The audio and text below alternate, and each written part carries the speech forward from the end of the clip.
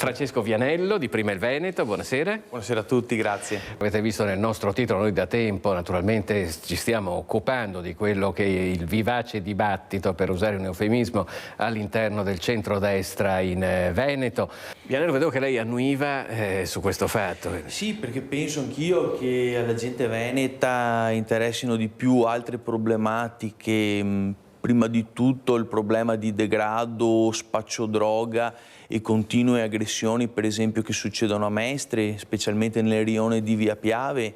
Cioè, credo che la gente voglia che la politica si interessi principalmente di questi problemi che riguardano persone che quando rincasano la sera dopo una lunga giornata di lavoro vengono scippati, strattonati, gettati a terra e derubati, se non peggio, sul marciapiede di casa loro. Per cui, vabbè, che sistemino adesso queste faccende qui fra Lega, adesso ormai sono settimane, se non addirittura mesi, che stiamo assistendo a questa lenta agonia, questa frantumazione della Lega, no? Che come un cracker si sta sbriciolando in tanti pezzetti più piccoli, poi c'è il solito fuggi generale e cambio di casacche, di tessere di partito, questo camaleontico trasformismo, no, che caratterizza da sempre la politica italiana, ok?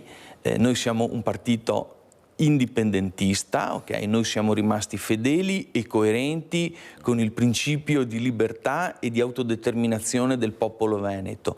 E consentitemi di dirlo, i fondatori di Prima il Veneto già 10 anni fa avevano sentito un po' qualche strano odore all'interno della Lega e quindi hanno deciso di rimanere coerenti con quei principi.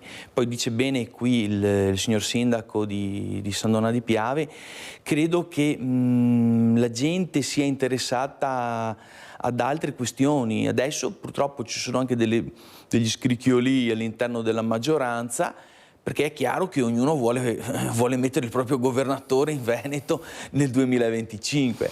Zaia non può più ricandidarsi, la Lega non è forte, come ha già detto anche la signora Bigon del Partito Democratico prima, e ovviamente c'è Fratelli Diciamo che si è d'Italia. cominciato a discutere molto presto, perché tra l'altro per le elezioni regionali manca tantissimo, però sì, questo dibattito si è acceso, si è infuocato veramente con un anticipo.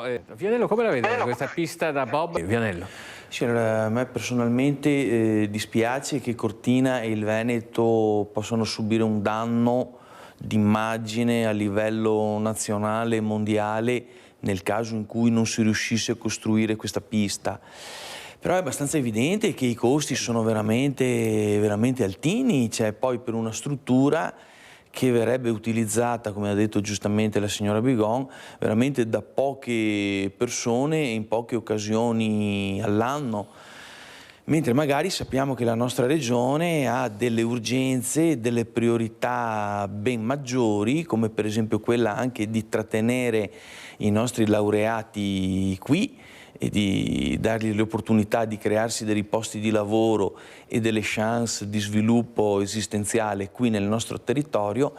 Per cui, ripeto, ci sono delle priorità rispetto a questa enorme spesa della pista da bob. Poi riguardo l'Europa, sì, risulta abbastanza difficile magari spiegare alle persone a casa certe volte a cosa serve l'Europa, perché per alcuni aspetti potrebbe anche sembrare fallimentare, dato che in materia di politiche migratorie non se la cava molto bene e soprattutto per il fatto anche che siamo letteralmente invasi da prodotti, da paccottaglie prodotte all'estero, specialmente in Cina, che hanno completamente invaso i nostri mercati senza alcun tipo di controllo, perché molto spesso sono materiali prodotti con sostanze tossico-nocive oppure prodotte all'estero utilizzando della manovalanza minorile, quindi senza il benché minimo rispetto dei diritti dei lavoratori. Volevo anche allacciarmi al discorso dell'aumento della spesa, del carrello della spesa. Mi ricordo che l'anno scorso, era circa primavera o estate dell'anno scorso, ci hanno fatto tutti i telegiornali un lavaggio del cervello continuo riguardo l'aumento dell'inflazione e dei prezzi che poi sono aumentati. Bene, i prezzi sono aumentati, adesso ci dicono che l'inflazione è diminuita, ma i prezzi rimangono elevati a quel punto lì. Come glielo spieghiamo alle persone che lavorano 50 ore alla settimana, quindi lavorano nelle aziende, negli uffici 200 ore al mese e continuano a guadagnare sempre gli stessi 1.400 euro, con i quali c'è stato un impoverimento del potere d'acquisto pazzesco.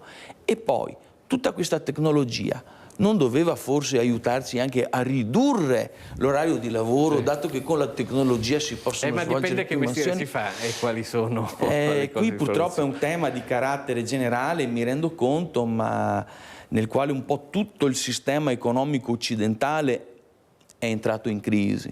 C'è stato forse il tentativo di far nascere dei movimenti autonomisti indipendentisti anche in altre realtà, in modo che non risultasse che fossero solo le regioni ricche del nord a voler richiedere una separazione. Però purtroppo quel tentativo lì è fallito, perché al meridione anch'io ho tantissimi colleghi che vengono dal sud e sono bravissime persone che li stimo e tutti auspicano a portare i livelli delle loro regioni a quelle del nord. Però purtroppo lì è necessario un cambio di mentalità anche, cioè come abbiamo fatto noi veneti dal dopoguerra a creare le industrie, l'artigianato che c'è qui, riboccandoci le maniche, cioè prendendo i soldi anche a prestito dalle banche, esponendoci in proprio, quindi lavorando con dei rischi, mentre invece magari in altre regioni preferiscono la stabilità di posti fissi, statali, piuttosto che correre i rischi dell'imprenditoria. Siamo proprio tra l'altro in chiusura di trasmissione. Per Francesco Vianello di Prima il Veneto, naturalmente grazie a voi telespettatori che ci avete seguito e buonanotte.